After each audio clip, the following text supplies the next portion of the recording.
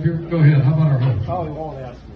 Just by chance today, I stopped in, one of my guilty pleasures. I paid $2, I'm going to give this to you. Yeah, I paid Crunch Bar. $2.69 for a Nestle's Crunch Bar. Yeah. That's where our economy is. That's what our economy's doing.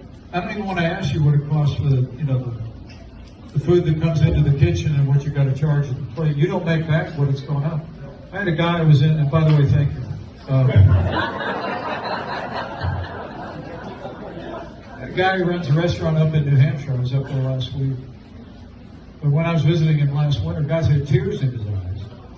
Because he and his wife started out this Italian restaurant like 30 years ago. Just two of them. Made it work, made it go, right? There's almost no tougher business than restaurant business, and God bless you. Try the pork, all right?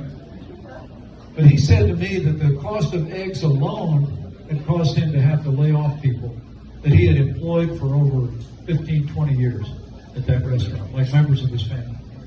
A dozen eggs today cost 50% more than it did when we left office.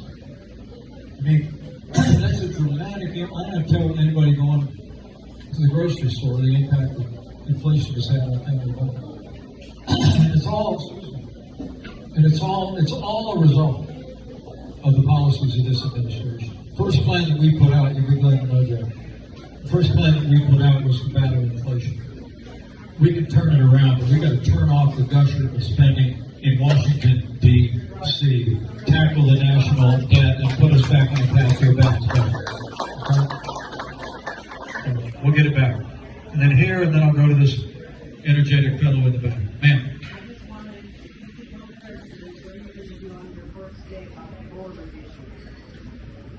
Her question is, if I become president, what am I going to do on the first day?